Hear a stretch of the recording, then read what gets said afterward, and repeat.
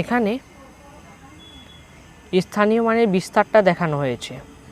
আমাদেরকে বল বসাতে হবে, অঙ্কে লিখতে হবে, এটার যোগফলটা লিখতে হবে এবং কথায় লিখতে হবে। প্রথমে লিখে নেব অঙ্কে কত দেওয়া আছে, ৮০০০, 0 আর ২১ হলো। তাহলে এখানে লিখতে হবে ৮০২১, ৮০০০, তোমরা ভালো করে লিখে নেবে বইয়ে বা খাতায়, ৮০২১ লিখে নাও। তারপর কি বলেছে, বলগুলো এবার বসাবো। ৮০০০, হাজারের ঘরে ৮টি বল, শতকের ঘরে কিছুই থাকবে না এবং দশকের ঘরে 2টি বল হবে এবং এককের ঘরে 1টি বল হবে। এককের ঘরে 1টি বল হলো, দশকের ঘরে কটি বল, 2টি বল, 2টি বল। শতকের ঘরে কিছুই থাকবে না, 0, আর হাজারের ঘরে 8টি বল, 1 2 3 4 5 6, তোমরা অ্যাডজাস্ট করে নেবে, 6 7 আর এখানে একটা দিয়ে দিলাম 8, 8টা হয়ে গেল। বেশ, এটা হয়ে গেল। এবার এটা কি বলেছে, 3 অঙ্কের সংখ্যা লিখি। তাহলে 3 অঙ্কের সংখ্যা লিখতে বলেছে। আচ্ছা, দেখে নি কীভাবে কি লিখতে হবে। প্রথমেই বলেছে 3 অঙ্কের সংখ্যা কত দিয়েছে, 403। এবার 403 হচ্ছে 3 অঙ্কের সংখ্যা, 3 অঙ্কের সংখ্যা। এটাকে স্থানীয় মানে বিস্তার কীভাবে করব, স্থানীয় মানে বিস্তার করতে হবে যে 403। এবার 400 মানে হচ্ছে 4 গুণ 100, আর শূন্যটা হচ্ছে কিছুই নেই, দশকের ঘরে কিছুই নেই, 0 গুণ 10। আর এককের ঘরে আছে কটি বল, 1 2 3, 3টি বল, 3 গুণ 1 সমান 403।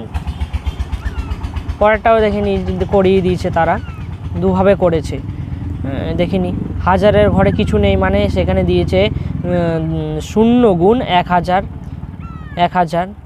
এটা 0 গুণ 1000 সমান হচ্ছে 0, যুক্ত দেব 4 গুণ 100 মানে 10 শতকের ঘরে 4টি বল, 1 2 3 4, 4টি বল, মানে 4 গুণ 100 সমান কত হবে, 400, যুক্ত দিলাম।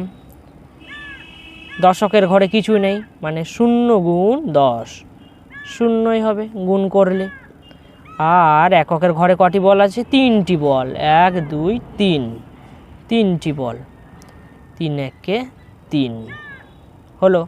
এবার যোগ করলে হয়ে যাবে 0 আর 403, 0 403। এবার তোমাদের মনে প্রশ্ন জাগতে পারে যে এই সংখ্যাটা আর এই সংখ্যাটা দুটো কি সমান?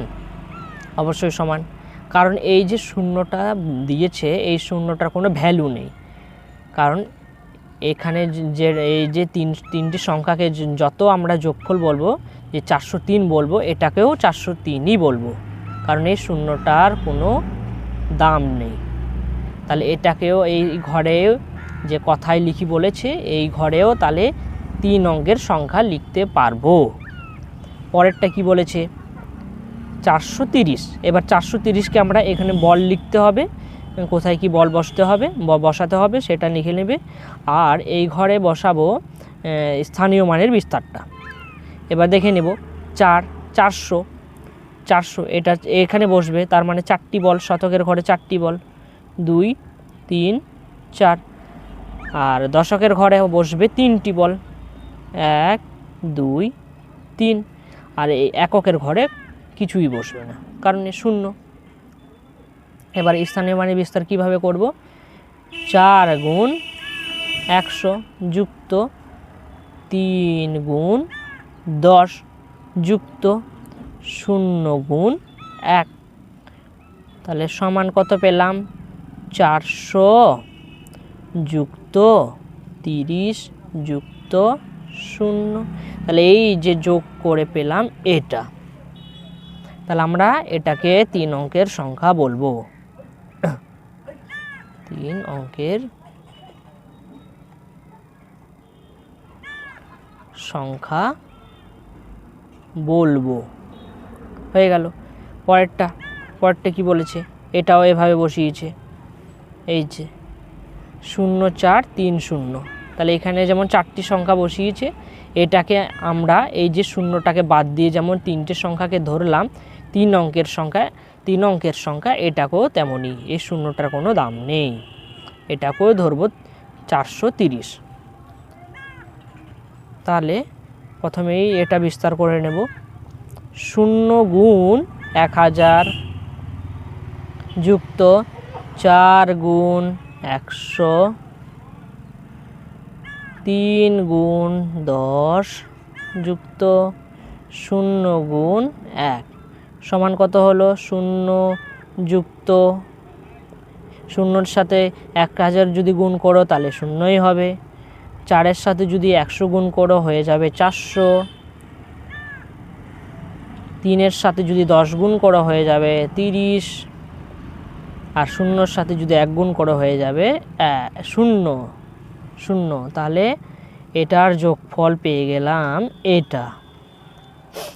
তাহলে এটাকেও আমরা কি বলবো? 3 অঙ্কের সংখ্যা, কারণ এই 0-র কোনো দাম নেই।